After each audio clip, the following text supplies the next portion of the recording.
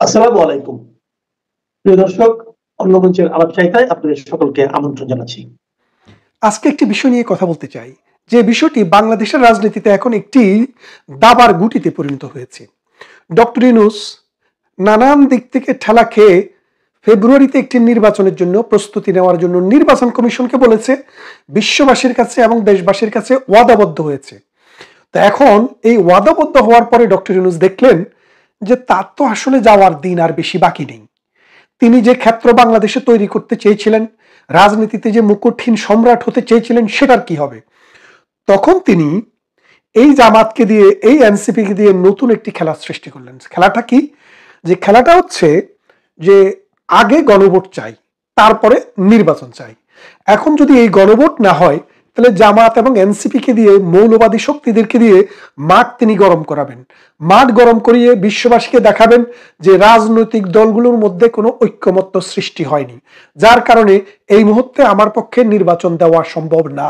কারণ যদি রাজনীতিতে ঐক্যমত্য সৃষ্টি না হয়, অর্থাৎ স্বাধীনতা বিরোধী শক্তির সাথে যদি জাতীয়তাবাদী দল বিএনপি ঐক্যমত্য যদি তৈরি না হয়, তাহলে সেখানে এই নির্বাচন করা কোনোভাবেই সম্ভব না। আপনারা জানেন, একদিকে বাংলাদেশের সবচেয়ে বৃহত্তর যে দল, রাজনৈতিক শক্তি, সেটি হচ্ছে বাংলাদেশ আওয়ামী লীগ। এখন এই বাংলাদেশ আওয়ামী লীগকে বাদ দিয়ে যখন নির্বাচন করতে গেলেন, তখন তার হাতে রইল খুচরা খাসরা যুদ্ধাপরাধী, মৌলবাদী, সাম্প্রদায়িক শক্তি আর বিএনপি। এখন বিএনপি প্রথম দিকে জামাতের সাথে, এনসিপির সাথে অনেক তাল মিলিয়েছেন। তাল মিলাতে মিলাতে বিষয়টা এমন, বসতে দিলে শুইতে চায়, এইরকম যে অবস্থা, সেই অবস্থায় গিয়ে পৌঁছেছে। তখন বিএনপি এক পর্যায়ে গিয়ে একটু শক্ত অবস্থানে গেল। শক্ত অবস্থানে গিয়েও তার জোটদের জন্য 70টি আসন বা 60, 65, 62 আসন রেখে দিয়ে নিজেরা নির্বাচনের জন্য প্রার্থী ঘোষণা দিল। এই প্রার্থী ঘোষণা দেওয়ার মূল কথাটাই হচ্ছে যে রাজনীতির মাঠটা দখল করার চেষ্টা। যেই প্রার্থীকে ভোটে নমিনেশন দেওয়া হবে বলে কনফার্ম করেছেন, তিনি তার সাঙ্গপাঙ্গ নিয়ে, তার অর্থ বিত্ত অস্ত্র বৈভব সবকিছু নিয়ে মাঠে নামবেন এবং দিনের পর দিন মাঠ উত্তপ্ত করবেন। এর ফলে জামাতের কাছে এখন যে খবরটা গেল, যে বাংলাদেশের নির্বাচনী যে হাওয়া, এক একজন মানুষ বিএনপির যখন মাঠে নামে, যে হাজার হাজার লোক আসে, লক্ষ লক্ষ মানুষ আসে, তা দেখে জামাতের মনে, এনসিপির মনে এবং সরমনাইয়ের পীর সাহেবের মনে খুবই সংখ্যা দেখা দিয়েছে। সংখ্যাটা কি? যদি নির্বাচন হয়ে যায়, তাহলে এই মৌলবাদী শক্তি, এই স্বাধীনতা বিরোধী শক্তি, এই ধর্মাশ্রয়ী শক্তি, এই কট্টরপন্থা কোনোভাবেই বাংলার জমিনে দাঁড়াতে পারবে না। তখন তারা চিন্তা করলো, না, সময় আমাদের আরেকটু দরকার, আরেকটু সময় নিয়ে বিএনপিকে নিঃশেষ করব। নিঃশেষ করার জন্য যে সময়টা দরকার, এই সময়টা কিভাবে ক্ষেপণ করবে? দেখেন, আপনারা যারা চিটাগং অঞ্চলের মানুষ, তারা সবাই বেলুয়ার দিঘি নামে একটি দিঘি আছে, জানেন? সে বেলুয়ার দিঘির একটা গল্প আছে। গল্পটা এরকম যে বেলুয়া সুন্দরী এক জমিদারের সাথে বিয়ে হয়েছে, 7 ভাইয়ের এক বোন। বাপের বাড়ি অনেক দূরে। তখন তো ঘোড়ার গাড়ি ছাড়া অন্য কোনো গাড়ি ছিল না, ঘোড়াই ছিল একমাত্র বাহন। তো জমিদার একটা পুকুর খনন করছে, একটা দিঘি খনন করেছে, বেলুয়ার দিঘি নামে যে দিঘিটার নাম। এটাতে কিন্তু পানি আসে না। তো পানি না আসার পরে এই গণক ঠাকুর তাদেরকে বলল, যদি বেলুয়া সুন্দরীকে এই পুকুরে, এই দিঘিতে যদি বলি দেওয়া হয়, তাহলে পুকুরে পানি আসবে, এই দিঘিতে পানি আসবে। তখন জমিদার, তার জমিদারি বড় না স্ত্রী বড়, তিনি চিন্তা করলেন বিয়ে তো আরেকটা করা যাবে, কিন্তু জমিদারি তো আরেকটা পাওয়া যাবে না। তখন তিনি তার স্ত্রীকে এই বেলুয়ার দিঘিতে বলি দেওয়ার সিদ্ধান্ত নিলেন। তো এখন বেলুয়া তো কোনোভাবে তার বাবার বাড়িতে খবর পাঠাতে পারছে না। তখন তার এক দাসীকে দিয়ে কোনোভাবে চুরি করে একটা খবর পাঠায়।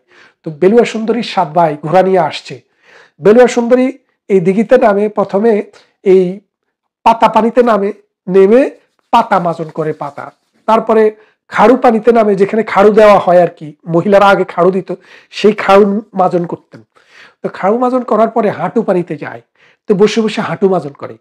তা হাঁটু মাজন করার পরে এইভাবে মাজন করতে করতে কোমর মাঝে, পেট মাঝে, মাঝতে মাঝতে গলা মাজন করে, কিন্তু তার ভাইয়েরা আর আসে না। এদিকে নদীতে, অর্থাৎ এই দিঘিতেও পানি বাড়ছে। তো ভাইয়েরা যখন আসে, এত দেরিতে আসে, তখন দেখে বেলুয়ার মাথা পর্যন্ত ডুবে গেছে। দৌড় দিয়া গিয়ে বোনের চুলটা ধরে, ততক্ষণে দেবী তাকে টেনে নিল, এই চুলটা এনে বেলুয়ার দিঘির পাড়ে রাখলো। সেখানে কাশফুল বেলুয়ার চুল। অর্থাৎ এই যে সময় ক্ষেপণ করে বেলুয়াও বাঁচতে পারে নাই, বলি হয়ে গেছে। তা এখন এই সময় ক্ষেপণ করে জামাতে ইসলামী চাচ্ছে বিএনপিকে শেষ করে তারা বেঁচে থাকবে। এখন জামাতে ইসলামী কেন এই ভাবনাটা ভাবছে সে জিনিসটা একটু খেয়াল করে দেখেন। জামাতের এই ভাবনার পিছনের মূল কারণটা হচ্ছে, জামাত মনে করলো যে আওয়ামী লীগ তো একটি শক্তিশালী সরকার ছিল, তার আর্মি ছিল, বিডিআর ছিল, সেনাবাহিনী, তার তার যে বিভিন্ন যুবলীগ, ছাত্রলীগ, আওয়ামী লীগ, স্বেচ্ছাসেবক লীগ, মহিলা লীগ, কৃষক শ্রমিক লীগ, নানান ব্রাঞ্চেস ছিল, কিন্তু তারা কেউই প্রধানমন্ত্রী শেখ হাসিনার সরকারকে রক্ষা করতে পারেনি। সুতরাং এখন বিএনপি তো ক্ষমতায় নেই, আর্মি নেই, বিডিআর নেই, কিছুই নেই। এই মুহূর্তে বিএনপিকে যদি আমরা শোয়াইতে না পারি তাহলে বিএনপিকে আর কখনো শোয়ানো যাবে না। তাই জামাতে ইসলামী ওই জুলাই আগস্ট 2024 সালে যে আন্দোলন, সেই আন্দোলনের বেসিসে বিএনপির বিরুদ্ধে একটি আন্দোলনে যেতে চায়। সেই আন্দোলন করে বিএনপিকে বাধ্য করবে। আগে তারা কি করবে? একটি গণভোট করবে। এখন গণভোট করার পরে গণভোটের রেজাল্ট যদি জামাতের পক্ষে আসে, তাহলে জামাত বলবে যে 1971 সালের যে প্রজাতন্ত্র ছিল সেই প্রজাতন্ত্র নট হয়ে গেছে, এখন ডক্টর ইউনূসকে বা অন্য কাউকে নতুন করে শপথ নিতে হবে। সুপ্রিম কোর্ট নট হয়ে যাবে, আর্মি নট হয়ে যাবে, প্রজাতন্ত্র নট হয়ে যাবে, প্রেসিডেন্ট নট হয়ে যাবে। তখন সেখানে নতুন একটি সরকার আসবে, সেখানে জামাতের নেতৃত্বে, এবং তারা সেই সরকারকে একটি ইসলামী সরকারি রূপ দিবে। তখন বিএনপি নামে যে দল, বিএনপির যে মার্কা, বিএনপির যে ইতিহাস ঐতিহ্য বা বিএনপির যে মুক্তিযুদ্ধ কানেকশন, এইসব সব দূর মুছে যাবে। অর্থাৎ এটি একটি নতুন দেশ হবে, সংবিধান বদলে যাবে, জাতীয় সঙ্গীত বদলে যাবে, পতাকা বদলে যাবে বাংলাদেশের হয়তো মানচিত্র। এইভাবে জামাতের এই চিন্তা চেতনা থেকেই তারা কিন্তু নির্বাচনের আগে একটি গণভোট চায়। এই গণভোট চেয়ে বাংলাদেশকে একটা সংকটের মধ্যে ফেলে দিচ্ছে।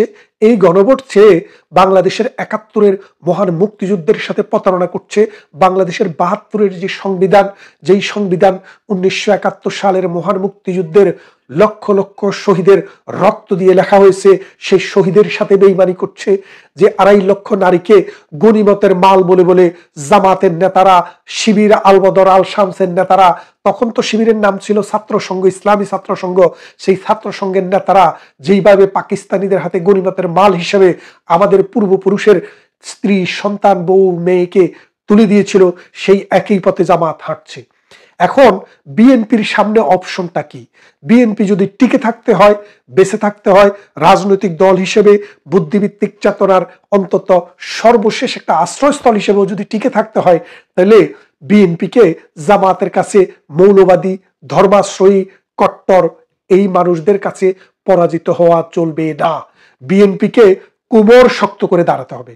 কারণ আপনারা জানেন এই মুহূর্তে আওয়ামী লীগ শক্তিশালীভাবে মাঠে নেই, বা মাঠে পুরা রাষ্ট্রযন্ত্র, বিএনপি, জামাতে ইসলামী, ঐক্যজোট সবাই মিলে আওয়ামী লীগের বিরুদ্ধে সন্ত্রাসী কর্মকাণ্ডের মাধ্যমে আওয়ামী লীগকে সাফোকেট করে রেখেছে। আপনারা জানেন আমার নাঙ্গলকোটে, আমি যে থানার মানুষ, সেখানেও অসংখ্য মামলা দিয়ে, মিথ্যা মামলা। আমি এর আগের একটা ভিডিওতে বলেছিলাম যে জুলাই যোদ্ধা নামে এমন একজনকে নির্ধারণ করা হয়েছে যে চুরি করতে যায়, ডাকাতি করতে যায়, তার সহকর্মীর হাতুড়ির আঘাতে সে মারা গেছে, সে এখন জুলাই যোদ্ধা। তাহলে বোঝেন জুলাই যোদ্ধা কাদেরকে বলে। বাংলাদেশের মানুষ এই মুহূর্তে বাংলাদেশকে জামাত, বিএনপি, আলবদর, আল শামসরা মিলে, ডক্টর ইউনূস গং মিলে যে জায়গায় নিয়ে গেছে, অর্থনীতি, সমাজনীতি এবং রাজনীতিকে, মানুষের মধ্যে একটা সচেতনতা এসছে। মানুষ বুঝতে পেরেছে এই দেশ, এই সমাজ, এই রাষ্ট্রকে মুক্তিযুদ্ধের আদর্শে দীক্ষিত বঙ্গবন্ধু, জাতির জনক বঙ্গবন্ধু শেখ মুজিবুর রহমানের কন্যা জননেত্রী শেখ হাসিনা ছাড়া এইভাবে সুন্দরভাবে ম্যানেজমেন্ট কেউ করতে পারবে না। তাই মানুষ কিন্তু ভোটের ক্ষেত্রে প্রধানমন্ত্রী শেখ হাসিনার ছায়া যার উপরে থাকবে সেখানেই যাবে। এবং এটা জামাতে ইসলামী, এই নেজামে ইসলামী, এই ঐক্যজোট, এই সরমনাই তারা বুঝতে পেরেছে। তাই তারা ওই হাঁটু মাজন, গলা মাজন, কোমর মাজনে ব্যস্ত। কোনোভাবে যদি ঠেকাই দেওয়া যায়, কিন্তু ঠেকাই আপনারা দিতে পারবেন না, বলি আপনাদের হবে। এবং এইবারে বিএনপি ক্ষমতায় যাক, আওয়ামী লীগ ক্ষমতায় যাক, বা অন্য কেউ যাক, আওয়ামী লীগ ক্ষমতায় যাক কেন বলছি, কোনো না কোনো ভাবে আওয়ামী লীগ বাংলাদেশের রাজনীতিতে যেই কোনো সময়ে প্রাসঙ্গিক হয়ে যেতে পারে। সারা বিশ্বব্যাপী খেলা চলছে পদ্মার আড়ালে, আন্তর্জাতিক অঙ্গনে। আপনারা সাম্প্রতিক দেখতে পাচ্ছেন প্রায় প্রতি সপ্তাহে বিশ্বের নামি দামি পত্রিকায়, নামি দামি গণমাধ্যমে প্রধানমন্ত্রীর সংবাদ প্রকাশিত হচ্ছে। আরো পাইপলাইনে আছে, আপনারা দেখতে পাবেন। তার যে বক্তব্য, তার যে মেসেজ দেশ এবং জাতির জন্য, সেটা ভেরি ক্লিয়ার। 13 তারিখ একটি আওয়ামী লীগের পক্ষ থেকে একটি লকডাউনের ডাক দেওয়া হয়েছে। এই লকডাউনটা করোনা ভাইরাসের সময় আপনারা দেখছেন না, ঠিক সেই রকম একটা লকডাউন। সরকার অলরেডি অনেকের পায়খানা পেশাব ছুটে গেছে, অনেকের ঘুম হারাম হয়ে গেছে। এত আওয়ামী লীগ আসলো কোত্থেকে?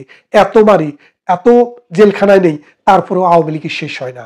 মানুষ বলে লক্ষ লক্ষ আওয়ামী লীগ বিদেশে চলে গেছে, তারপরেও এত আওয়ামী লীগ। তাহলে আওয়ামী লীগকে কিভাবে দমন করা যাবে, এই চিন্তা নিয়ে সরকার ব্যস্ত। তবে মনে রাখেন, এই জামাত, এই যুদ্ধাপরাধী, এই মানবতা বিরোধী, বাংলাদেশ বিরোধী, স্বাধীনতা বিরোধী, মুক্তিযুদ্ধ বিরোধী শক্তিকে রুখে না দিতে পারলে বাংলাদেশের অস্তিত্ব বিলীন হয়ে যাবে। বাংলাদেশ স্বাধীনতার সার্বভৌমত্বকে ধরে রাখতে পারবে না। আসুন, আমরা যেইভাবে 1971 সালে তাদেরকে পরাজিত করেছি, এবারও আবার এই 2025-এ বা 2026-এ আমরা তাদেরকে আবার পরাজিত করে এটা দেখিয়ে দিতে চাই, শহীদের রক্ত বৃথা যায়নি এবং বৃথা যেতে আমরা দেব না। কথা হবে অন্য কোনো ভিডিওতে। ভালো থাকবেন ততক্ষণ।